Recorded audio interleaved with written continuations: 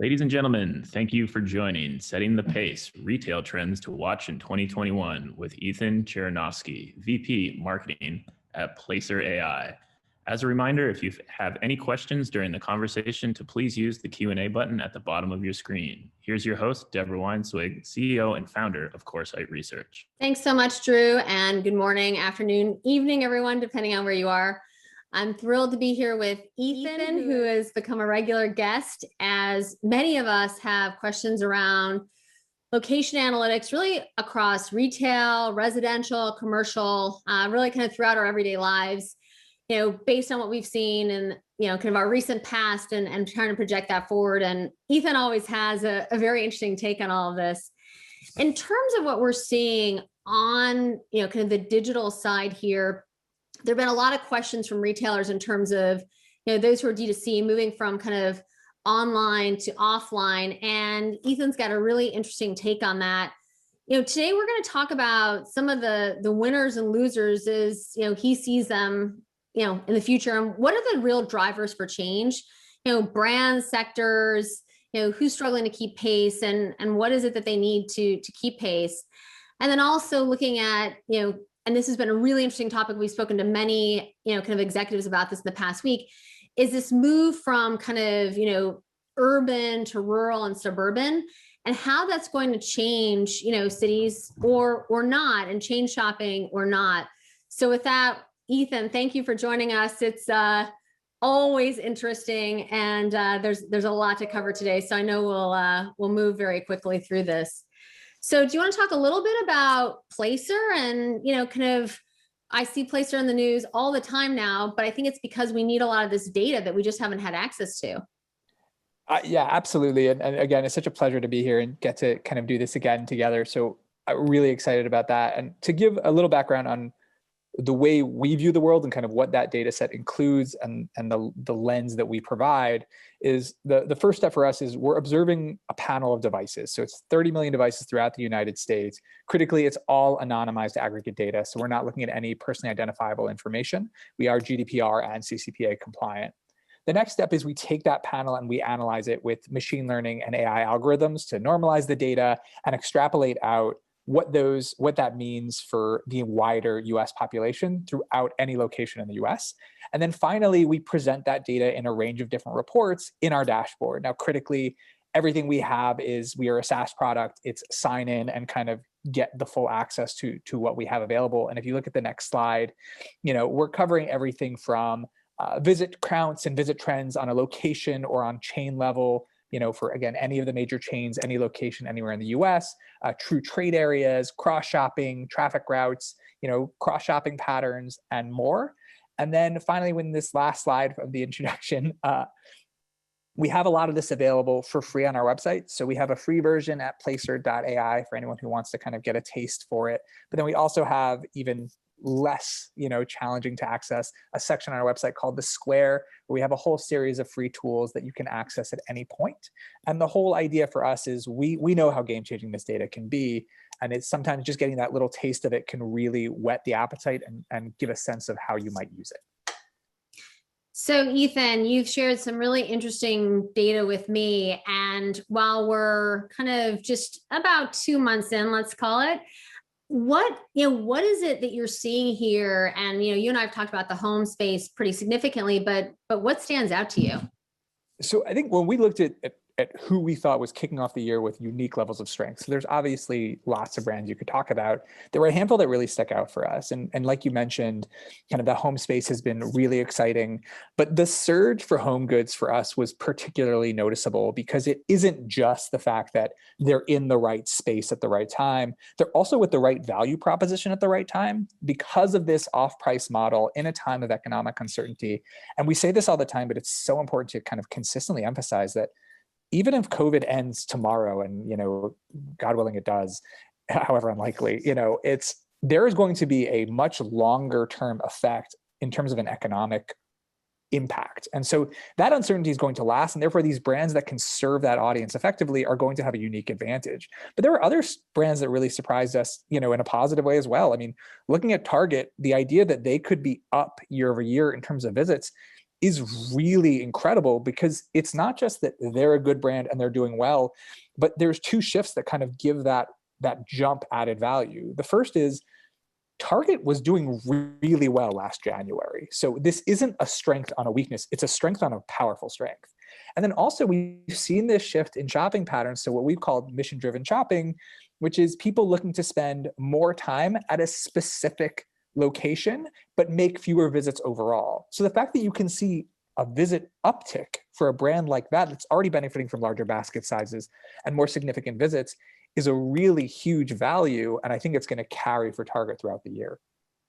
I mean, to kind of dive a little deeper here, we've been hearing some really surprising stats in the home space, especially considering the demand of 2020. What does this data tell you when you look at home goods? I mean, it tells me that this space is at least in the short term, and let's say 3 to 6 months, this space is going to see a really significant sustained boom, so to speak. And I think what's been amazing is when we saw last year was this home improvement surge in the early part of the year at their kind of core period. They were essential retail, but almost like the baton has passed to home goods and home furnishings. And it's carrying deep, it carried deep into 2020 and it's carrying into 2021. And the idea that now we're going to get back into that, do-it-yourself home improvement, spring cleaning cycle, these brands feel like there's almost no end to how much they can grow. And with, this suburban bump that we're going to talk about in more detail later, it's something that might sustain even longer than even the biggest optimists expect. It's interesting. Don't ask why, I was looking at I've always been very much a student of the just kind of home prices, right? The amount of housing stock and whatnot, right? Just to look at, whether it's, the DIYers or whatnot. And what we're seeing, right, is when you start to go kind of really rural, the home values there are just almost exponential, which tells us, right, that and I think it was like North Idaho, they were saying it's like the lowest housing stock that's ever been available since they started kind of tracking. And so if we're continuing to see this migration from cities, but also as consumers are like, wow, I really, kind of like this lifestyle, I think that is going to, right, that kind of feeds into this slide right here. I know we have a poll we're going to launch as well, and we hope you all take a minute out to answer the questions, but this is amazing.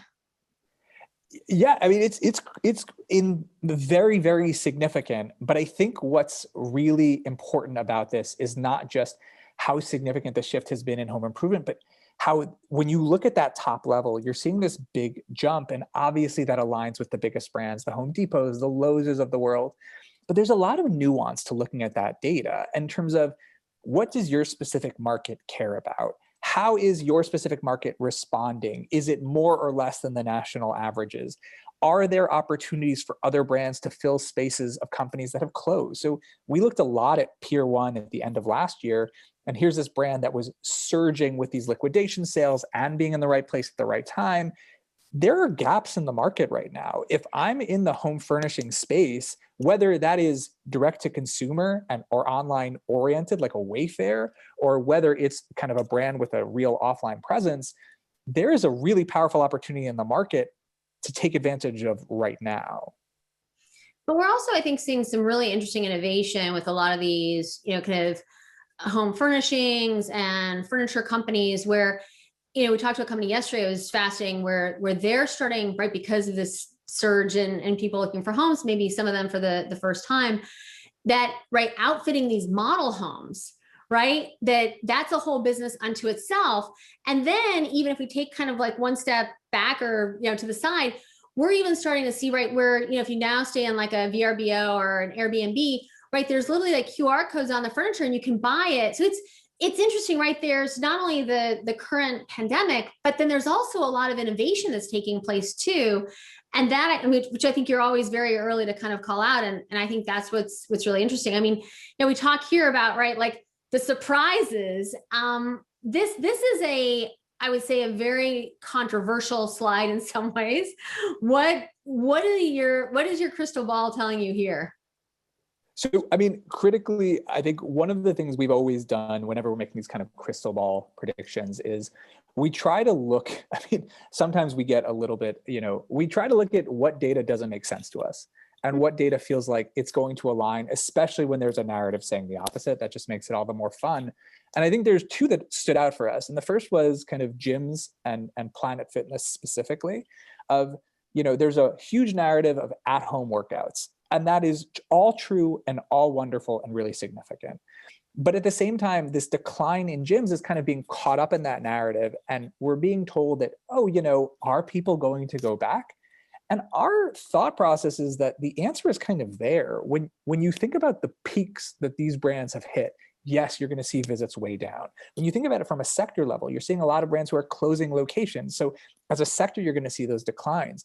But when you think about a Planet Fitness, of course, they're down year over year. This is a gym chain is not just oriented around the home. They're oriented around universities. They're oriented around workspaces. Some of us like to work out before or after work. So those declines are necessary almost, but they're also coming from really powerful strength. So this is a brand that was way up in early 2020. And so you're comparing it to a unique strength. And we're still seeing that month over month, the brand is getting stronger. They're seeing that Q1 peak. And as the world opens up, the fact that you're bringing a cheap option to the market could position them exceptionally well to fill the gaps that are being created by a lot of these other brands closing. When you think of like a Tuesday Morning, I think the negatives around it had to do with the financial situation of the company. But when you think of their orientation towards the current market environment, is there anybody better? Positioned, they have a value offering. It's like home goods. And so there is this feeling that if they can get themselves on track, the upside is absolutely enormous. No, I think you're exactly right. I mean, it's interesting from the poll. I think it, kind of corroborates what we've discussed so far, right? Most people, of course, are spending differently than, 95%, which is almost 100%. And then, right, where people are spending, right? It's home improvement, it's sporting goods, as I think consumers are now trying to figure out other ways to either work out at home or work out around their home. And then I do think that it's interesting in terms of this idea that there's spending less on electronics. What does that say to you? It says a few things. The first thing it says to me is that I don't think people realize always what, and I know this sounds like this is a crazy statement, and please don't get mad at me, those who are listening, but we don't always know what we're doing, right? I don't know that we're spending less on electronics. I'm willing to actually argue that we probably are spending more. It's just we're not necessarily always we categorize it electronics in our heads. Maybe it's a new PlayStation for the kids or a new computer for ourselves. But all of these kind of subsidiary elements that help us get our work done that are electronically oriented, whether it's new headphones, a new screen, new gadgets to help make our work life better. I think those are actually on the rise. When you look at brands like Best Buy that we showed in that top slide, they're seeing visits up. They were seeing visits do impressively well, even when they had appointment-only shopping. And I think it's because we realize the electronics that we need for our professional lives are really important. They're upgrading our home. They're almost a piece of this wider home surge that we're seeing. Yeah. No, it's really interesting. And I think that, right, the question on the poll as well, right? Do you expect these changes to be permanent, right? I don't think anyone necessarily knows, but certainly a large proportion do expect. I think they say, hey, it used to be like 21 days to make a habit. Now it's 66 days, but we've definitely had several iterations of 66 days. And so this idea of what, some of these changes are ingrained in us. And I think this, this to me, the mall had been challenged, right? Going into, unfortunately, as someone who very much enjoys spending time at a mall.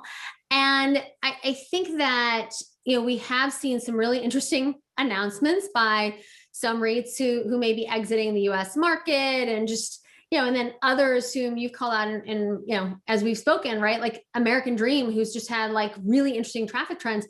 What does this tell you? So I will admit off the top that I am among the more bullish about what the future of the mall is. And that goes for, I think there's fairly wide agreement that what you're seeing in this index is Class A malls.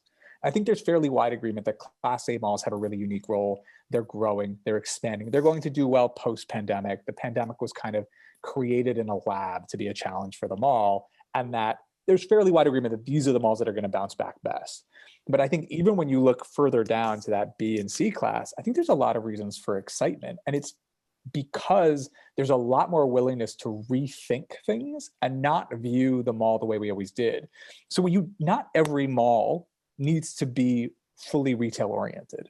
Not every mall needs to be in that classic format. You can anchor around different things than you did in the past, and then fundamentally rethink the experience you provide. And my favorite example is things like co-working spaces or an Industrious. If you build a mall around a co-working space, it changes the way you can view tenant mix. All of a sudden, a Staples concept in a mall makes a ton of sense, and a CVS model makes a ton of sense, and a little grocery format makes a ton of sense. And it allows you to take that box, which is essentially what a mall is, and reimagine it to fit the purpose that that specific community needs. But what makes this super exciting for us is even when you're looking at that Class A mall, they're already thinking differently. So the Westfield Garden State Plaza, and I'm a Jersey boy, so forgive me for going home with this one, but they announced in 2019 an upgrade that was going to include residential and office. Why? Because they want to bring people in the middle of the week. And if they can have more people in the middle of the week, a weaker point for them, if you look at their actual kind of day of week visit breakdown, that's a huge opportunity to not just return to where they were, but to actually go to new levels that they hadn't hit yet. So I think there's a lot of reasons to be excited about this space. Well, and also too, when you talk about malls like that, right, they are in some ways benefiting, right? So let's say they had an occupancy rate of 92, 95, but as they are kind of filling out that 5%, or even maybe thinking about retenanting, there are many retailers who are, thinking, wow, now is the time I need to really push on that string and get into that mall. So that's also really interesting. And I think that the role, right, we'll know a lot more in 12 months, but the role of like an A, B, or C, right, the C mall may end up being, right, like where we go to get our groceries, or maybe it's more services, right? I always, to me, right, the future of the mall is really around healthcare services. But I do think that the mall's almost, right, like self-select, and it could be, geography, et cetera, where they play. But I think that, they all, many of them win, and there will be those that don't make it to the other side. But I think we'll have a much healthier kind of mall, kind of ecosystem, and really an infrastructure for retailers as well. I don't, what do you think about the future of the A's, the B's, and the C's?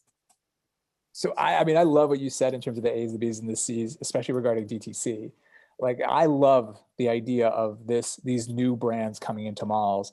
And we talk all the time about, Everlane CEO saying that, with the worst kept secret of online only is that it's not profitable. And the challenges are why it's not profitable. Distribution's a challenge. The returns are a challenge. The eyeballs, the cost of grabbing those eyeballs online is a challenge. And this is a way of finding a channel that can augment your online strength. And I think we're about to see this really exciting period where we have more brands that have 10, 20, 50 locations, and less that have hundreds or 1,000 plus. And that's going to create a more diverse mix, which makes malls fundamentally more interesting from a regional perspective. And, we say this all the time. Like, I grew up in Allentown, Pennsylvania. 20 minutes one way was a mall that had a specific tenant mix. 20 minutes the other direction was a mall that had the exact same thing. Yeah. That's not interesting. That's all competing. If we diversify the mix, and that means C-class malls shifting their focus, that creates something that can provide a win-win-win. The malls benefit because there's less direct competition. The retailers benefit because people are coming for them and they're getting a diverse mix. And we as consumers benefit because not everything is providing the same thing. We can go to different places for different needs. I have to do a shout out to Brookfield, because we had several, let's call them lighter luxury companies, early on in the pandemic, who were really struggling. And they're like, we've got some space, let's kind of aggregate them. And maybe in the New York area where we'll have those, kind of brands that might, kind of be more appropriate for that aesthetic. And just this like real innovation, right? And just this like agileness that we hadn't really seen. It's like, let's try it. If it works, great. If it doesn't, we'll try something else. And so I think that's definitely kind of, what you're, kind of been referring to. I mean, here's a great example, right? I mean, Warby Parker, right, is, kind of the poster child for exactly what you're talking about, Ethan. Yeah. I mean, there's this idea of what you can gain from from being offline. And I think the result of the big upside of what you can potentially gain, and the brands that have succeeded, who have kind of set out that path, I think you're going to see a lot of expansions, and they won't necessarily be, Nike announcing 200 some odd stores, but there are going to be a lot of brands looking to expand their presence. Even think like a Wayfair. How crazy is it to imagine Wayfair going from 2 locations to 20? I don't think it's that crazy, and I think it's a really exciting model for the brand. How crazy is it to think that an Everlane is going to go from a handful of stores to 20, 30, or Untuckit, or any of these brands, Floor & Decor announcing that they're going to expand. I think there are clearly a lot of brands that need to right size and kind of limit the number of locations they have. But I think there's infinitely more that are going to look to take advantage of this moment in time and expand their retail presence. The big caveat here is they're not going to view it just as retail. They're going to view it as the ability to accomplish multiple goals with a physical location. No, that's really interesting. We have a lot of questions that have come in, so I want to kind of integrate a few of those. But one is around kind of digital sales, which I think refers to the slide quite well. So with digital sales expected to comprise 40 to 50% of a department store revenues next year, up from 24 to 33% last year. How do you see this impacting department store formats? How can department store customers, kind of get this to work too? But I mean, I think that based on what you're talking about, right? I mean, department stores themselves, I mean, they're like a mini mall, right? So they've got all these brands, right, that they themselves can curate. It's a fascinating question, and I think one that's really critical. I mean, how do you think about the future of the department store, especially in a D2C world? So I think, first of all, look at a brand like, Neighborhood Goods, which is a brand that I know a lot of people have a real affinity for. We've certainly loved the model of. And it's this idea of how do we create a new and more exciting department store? I think even look at Target. Is Target not a department store? Their idea of bringing in all of these interesting brands into their mix, whether it's Ulta or Disney or Children's Place, these brilliant ideas of how do I bring in brands that needed that can benefit from my reach into my space. I think what's exciting that when we view the Macy's and the JCPenney's of the world, we see the negative, but I think a lot of those brands expanded at a time when that was the model. That's how you did expansion. And now that they can get smarter, if they handle this right sizing well, there's a really interesting opportunity ahead of them, so long as they try to stay ahead of the curve. And when you think about Macy's specifically, they try out so many concepts. The idea that they're eventually going to land on one that really works, to me, is almost a given. And it's just a question of when and which concept. Well, it's really interesting that you mentioned Macy's specifically. We spoke to a brand that I would put them in kind of the masstige space.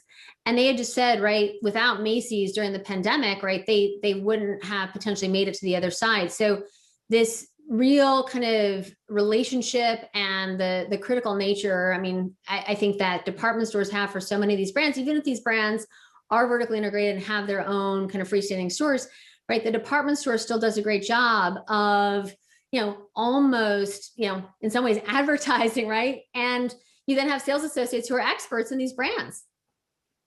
Yeah, I couldn't agree with you more. I think the model needs to shift. I think the way we view digital versus offline sales is going to blur more and more as we go forward.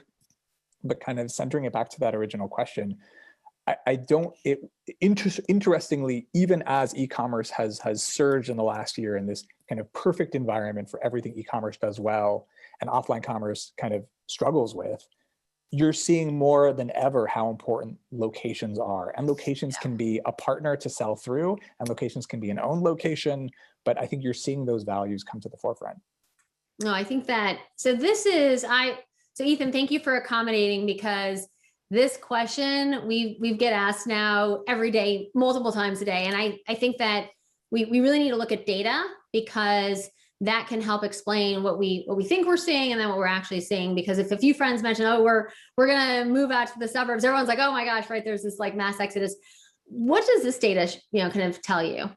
So the interesting thing is we kind of view this in levels, right? So the first, this is a new tool that we're actually launching in a week. So this is the first look. Thanks for the preview. Yeah, of course. And then what it's showing is kind of net change in specific states, CBSAs and counties. And what we're seeing is not unsurprising, in the sense that there are declines in these major cities, and that where we see the shifts are to kind of areas outside. But I think what we're seeing is not a massive change in terms of 100% of people are leaving New York. That's just not how it works. It's a much more nuanced shift where people are moving from city centers to suburban areas or to other nearby CBSAs. And I think that tells us that there's still an orbit around major cities. It's just likely to be populated in terms of residents. There's going to be shifts. And so this feeling that, a certain demographic is leaving the cities, I think is really real, and it's rooted in truth, and it's likely going to continue. But I also think that kind of the alarm or concern is overstated, because these spaces are going to be filled, and it will likely be a very good thing, both from an office perspective and a retail perspective. It's interesting. One of the questions in the queue, and thank you, was, we'd love to hear about parents and families, because obviously there's a lot of spending and certain ages, and we have seen a significant decline, at least last year, in the birth rate. How does that when you start to kind of knit this together, what do you think is happening from a real estate perspective, from a retailer perspective? What do you think is, kind of hot and not? Yeah. So the indications that we have when we do deep dives and places where we can analyze kind of the demographic mix as well, is that the primary people who are leaving these major cities for the suburbs is who you'd expect. So it's people leaving short term to go be with their families, and it's families saying, hey, let's try the suburbs. Do I believe, and again, this is one person's speculation, that the young families leaving the city coming to test out the suburbs are going to go back? No, I think a lot of them are going to stay in the suburbs. There's a value to it. I think the big question that still needs answering is who's going to fill the spot in the city? Because let's be clear, New York City is going to be full. People are going to want to live there. It's the fact that there could be a minor shift in audience, I genuinely believe is a very good thing, because I think it's going to drive a different sort of level of retail in major cities. I think it's going to create really interesting opportunities for retail in the suburban environment. And I think it's going to create a fundamental shift in office that's really exciting in terms of, do they move to a hub and spoke model? Do we start seeing more of this kind of flex work and co-working spaces? Who takes advantage of these shifts, and how do they kind of look like moving forward? I think this disruption of the norm was always going to happen. It was a question of what was going to kick it off. Well, it is interesting, right? Because at least our company, we would be on Zoom, but we would all be on, the phone. And now that we're all utilizing video more, I think there's this idea, This seems kind of very, very natural and whatnot. And so I think that we will see, this almost hybrid, as you suggest, Maybe it's 2 days a week in the office. And then I'm hearing that right now from many companies and 2 out, which, and in some cases, maybe people want more space and whatnot. And, they want to have a dedicated desk as opposed to kind of hotspotting or, kind of hoteling or however they are kind of coming into the office. And that could change, because we are seeing some really interesting kind of movement around where people are locating offices and where they're not. And I think I know we talked about this, but, this whole kind of, New York, decline is pretty significant. And at the same time, going back to, I think this knits together really well, we are seeing major technology companies, make significant investments in the city. And that seems a bit, incongruous, in terms of A and B. Yeah. So I think that the interesting thing with New York, whereas if you look in California, and I apologize for looking over because I just pulled this data before we spoke. Again, this is all a totally brand new tool for us that we're kind of still working out the kinks in terms of the visuals. But if you look in California, these major cities, the shifts, most people are staying within California. And that's not because California is amazing or more amazing than somewhere else. It's because California is huge, right? When we see the shifts in New York, when you look at when you look at a county, so people leaving New York County, only 6 of the top 10 are staying in New York. And then when you actually when you look at it at a much bigger level, when you think about Connecticut, Pennsylvania, New Jersey, so where these shifts are also happening, it's 16 of the top 20. It's exactly aligned with California. It's much easier to leave New York City and go to New Jersey than it is to leave San Francisco and go to Seattle. And so I think we need to understand the context, and that people aren't going, there are clearly, and it's an important demographic to be aware of who's leaving and going to Florida and who's leaving and going to Phoenix and Colorado from these major cities. But for the most part, it is this suburban shift, which makes you believe that the core role that the city plays is still alive and well, in the sense of like a center of orbit. It's the sun that the suburban areas are revolving around. The question is, are we going back to the office 2 to 3 days a week? Are we going back 5 days a week? How do those shifts, even that nuance, could be fundamental to applying a new type of strategy from an office perspective and also from a retail perspective? No, I think that that's really critical and makes a big difference, especially if we think about, who's shopping, kind of, the outlets. And if you think about, right, from a tourist perspective, right, these were top destinations for tourists. And so it's a topic that we haven't really been able to dive too deep into, but with this continuous, probably throughout, let's call it 21, which, takes me a minute to kind of like, right, for tourists to kind of start to, return at some level. Where are we seeing, right, the consumers come from for the outlet? And is that what you would have expected? So I think we were, not tremendously surprised, but in some cases surprised at how well the outlets did. And clearly they have advantages. They're outdoors. They're generally value-oriented versions of the retailers that we love. So those are two really nice polls. But we look at Woodbury Common, it was really close to normalcy throughout. I mean, that was, especially in New York, that was a really impressive return late in the year when it was winter and the weather wasn't so great. But I think one of the things that we're kind of grappling with is, how does this relationship between the outlet and the mall evolve over time? So are they inverse? Is it that outlets are going to do well in certain situations and malls will do well in situations? Or are they more kind of happening together in some sort of, relationship where both can succeed and the pie can just get bigger? And one of the things that we did find really interesting was we were looking at Destiny USA, and their visits are way down. But one of the things that we also noticed is way down is their true trade areas. So the actual reach that location pulls from.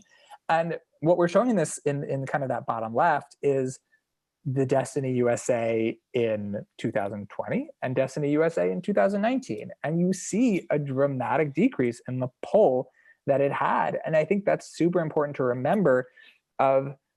It wasn't just the fact that the nearby visitor is like, oh, should I go twice or do I only need to go once?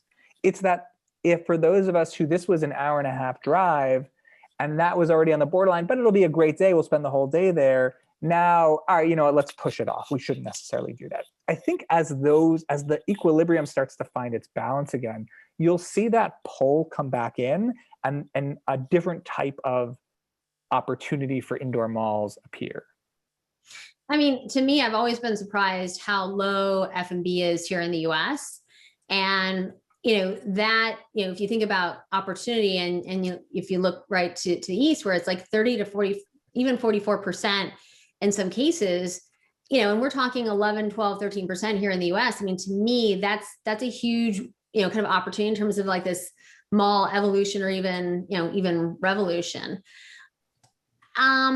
If we think about and we look at some of the kind of foot traffic changes, and if maybe we can even just fold into that, what you're seeing in, whether it's casual dining or, kind of fine dining, how are those kind of foot traffic changes, is this what you would have expected? Is this, not what you would have expected?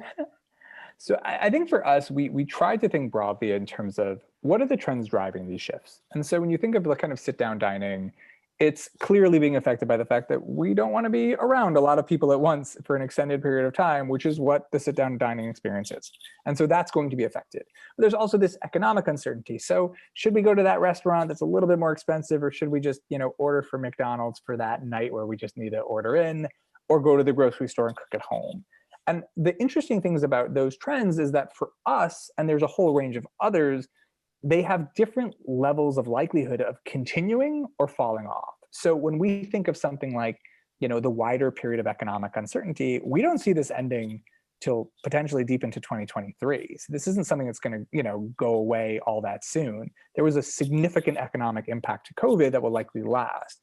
When we think of something like mission-driven shopping, where I'm going to go to, if I was going to Costco once a month, now I'm going once every 6 weeks and I'm really stocking up, is that something that's going to continue? Or I'm going to go to Costco, and normally I would go to Costco and I'd also stop at Trader Joe's to get these 10 things that I love at Trader Joe's, whereas now I'm just going to go to, whatever supermarket or Costco that I love. We don't see that continuing. I think you're going to go back to these multi-stop trips, the ability to kind of get lots of things done or not have to be oriented towards a single location.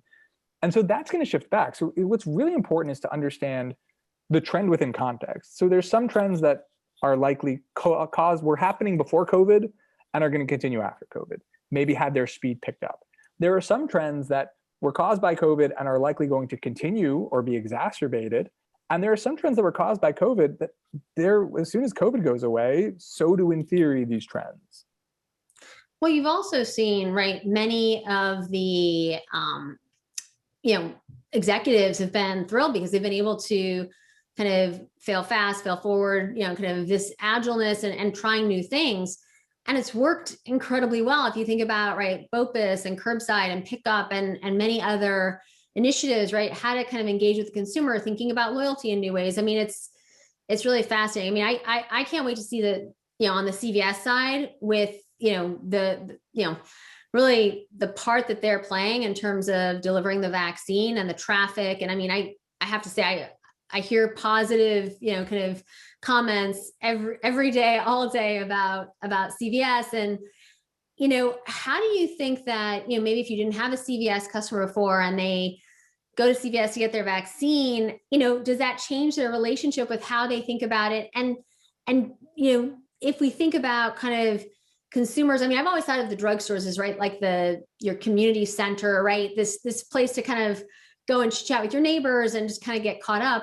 How do you think the role of the drugstore in general changes? And maybe if there's anything specific to CVS that you're saying? So I think the drugstore becomes much more central to the experience. And I think it's going to be really interesting how CVS, Walgreens, and others do over the coming months. I think CVS is one of my favorite brands. And this is both as a kind of a consumer and also as someone who's kind of looking at the space. And the reason is because they are both really smart about the decisions that they make, and they have a really interesting model to take advantage of almost every decision. And so what I mean by that is if you look back to 2019, they launched health hubs. And these health hubs were, an interesting idea. When we dove into the actual pilot sites, what we saw is they increased the duration of the visit. And those visits come at off-peak hours because they're appointment shopping, right? So if I come into 12 p.m. to a CVS on a Wednesday, it's going to be fairly empty. CVS's normal peaks are, 7 to 10 and 4 to 6. That means that visit is coming at a time when my parking lot's not full. I don't have a full store. It's a great time to have that appointment visit. But also the great thing about CVS is I have never walked into a CVS and not bought something. I don't think I've ever walked into a CVS and not bought 7 things that I didn't need, but hey, they have it. Oh, that's exciting. You didn't know you needed them, Ethan. I mean, exactly. I'm not unhappy when I leave, but I mean, that's the CVS experience. And so this idea that I'm going to go in to get my vaccine, I'm going to develop a relationship with the brand that's positive. And as I'm leaving, I'm going to realize, I could really go for that double-sized Three Musketeers bar, or I do need shampoo, or CVS has all the things you kind of need, and that's a really interesting model. But this same approach applies to like a Costco too, in some ways. And what you said really triggered this for me in the sense that there are brands that are taking advantage of the opportunity being given to them. And obviously this is a difficult environment, but from a retail perspective, it's so important because CVS is going to develop this new relationship with customers. But think about Costco. One of the things we saw about Costco in a report we've got coming out next week is that visits are down about 2% in Q4. Visits per visitor were down about 25%, which means that they're seeing more people, just those more people are coming less often. Now, what happens when people can start coming back fully? and they have a membership model that increases stickiness. It's going to be explosive in our opinion. And all of the brands that realize, yes, it's not going to be normal. You might not get the same revenues you would normally get, but there's an opportunity here to build relationships, whether it's Best Buy doing appointment shopping in May, or Macy's or Bloomingdale's letting you have appointments to come do shopping. There are huge opportunities today to build relationship with customers that will pay off in the very near future. You said something very interesting though, which is this idea around, Costco, where you've got, basically more people who are either aware of the brand or who are, and because they're a membership model, right? They're making a small amount off of each transaction, but it's really the membership fee. And so this idea around subscriptions, if you think, right, you go to CVS, maybe you try their private, their own label shampoo, and you're like, this is great. This idea, and we did some research that showed that the average customer who, kind of gets a subscription ends up filling it 9 times. But oftentimes you want to kind of make a good decision in the store. And I think that's, that is actually what's really interesting. I know we want to make sure we save a few minutes to talk about department stores, because this is definitely, it's been a hot topic for really a hot button, let's put it that way, for some time. And many calling for, kind of that this is not a format that is necessary. And I do think while Kohl's, I've always looked at it as more of like a discount department store, and right, especially like Target being off mall, that does kind of put them in a unique camp. So maybe we can focus on some of the traffic trends, and then if you can also just focus on Target and Kohl's specifically. Sure. So I think, again, as someone who's probably a little bit more bullish on what the potential of this sector, we have to take into account that there's going to be right sizing. There's going to be declines in traffic. There's going to be challenges for these brands, but there are also unique opportunities. And you think about, Kohl's, like you mentioned. I also once felt like Kohl's belongs more in the off-price category than they do in the department store category. I said that on a webinar and I got crushed. But I think but there's something to be said there, because you're getting great brands that you're familiar with at phenomenal prices with, kind of great customer service and a very generous return policy, and they have their own credit card. So, they're very focused on loyalty. I think that the fact that they're off mall, that I think is while they're technically kind of discount department store, I mean, think about some of the relationships they're building and how they're also, I mean, it's interesting, right? Like if you think about Target and Kohl's, right?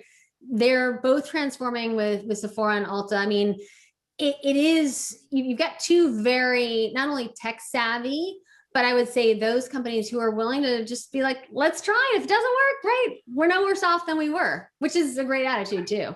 I could not agree with you more. And that's why for me, it's, if we were, kind of make your biggest, boldest thing, I would say Kohl's or Target are going to end up in malls.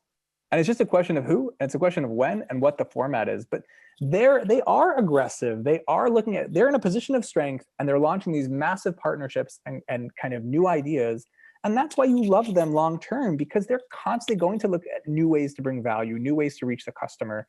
And I think they are the kind of the light at the end of the tunnel for a lot of these department store brands that are struggling to say, oh, there's a way for us to do this differently. We have to diversify. We have to change our approach. We have to upgrade our approach. But there is a way to do department store in an incredibly exciting way. Yeah, I couldn't agree with you more. Audience members, we did not even get close to answering all your questions, but I am going to conclude with this final question to Ethan, which I think is a really good one. And, something that we at Coresight have talked about quite a bit. And I know this is, something that he studies and talks about quite a bit, but aren't store closures a big part of these trends? And the audience participant also said, what happens when all categories of retail are open again?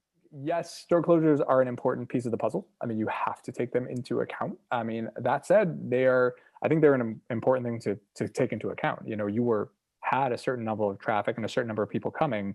You need to be aware that they aren't coming anymore. I think one of the things that we look at very closely, and we did reports on this earlier in the year, is what stores they're closing and why. So when we look at Macy's, for example, we see them right-sizing in a really smart way. They're closing stores that are being cannibalized by other Macy's locations, as opposed to this generic, hey, we're going to close our low performers and key open our high performers.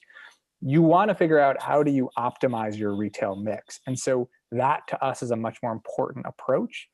In terms of what happens when everything goes back to normal, I think you see the brands that were strong are likely, it's going to be an interesting year for like home improvement and home furnishings because, you know, they did so incredibly well in 2020.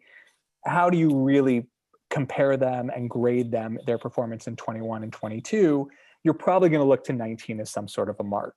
But when you think about brands like Target or Walmart, your expectation is they're going to do incredibly well, and they did well, and it's not going to change. I think there's some sectors, you know, grocery and wholesale, I think are really interesting because of the variety of products they do, because of their alignment with current trends. And I think there's some sectors that you just feel really good about, and there's others that you think are probably going to come back to earth a little bit. Yeah, no, it's going to be quite interesting. And I think that the face of the mall, the experience of the mall, and then, you know, kind of on mall and off mall. And lastly, right, I mean, we've seen some really interesting partnerships and support, I think, from the REITs. So this like landlord tenant, right, these challenging relationships. I mean, they really are kind of very much partners now as they progress through, you know, let's call it through the rest of 21 and into 22, versus in the past, it was about how to extract more rent.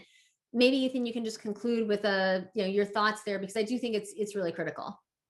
I think this is kind of the one thing that one of the things that we feel really strongly about as a data company is there are these leveling out periods where all of a sudden kind of we can quote unquote kind of cut some of the nonsense and have a really direct relationship. And I think part of the entry of like data into this mix is that it allows a real and open, honest conversation, because when you remove elements of distrust, you can have deeper and more interesting types of partnerships. So I think the reset that COVID provided, the introduction of more data and more kind of visibility into the mix actually allows for a different kind of conversation. And I think the CRE, the commercial real estate, the retail real estate community is ready for it and leading the charge. I think the retail community is ready for it. I think it's going to create something much better. Apologies, maybe it's good to end on an optimistic note. It was a really hard year for retail. It was a really hard year, but it could reset things in a way that the future is incredibly bright, and even brighter than it could have been without COVID. Yeah, well, I feel like we just scratched the surface. We didn't even get through all the slides. So we will be writing co-authoring a report with Ethan on our conversation today, and also elaborating more. So thanks for the questions. We'll make sure to address them there. And as always, Ethan, thanks for your great insights. And we will have next week's webinar will be on Wednesday, March 3rd, and we're going to talk about why point of purchase needs a new communication strategy, and that'll be with Ring Central. So Ethan, thank you as always. I'm left wanting more time with you. Thank you so much, Deborah. It's a pleasure as always. Thank you. Take care. Talk to you soon, and see you soon.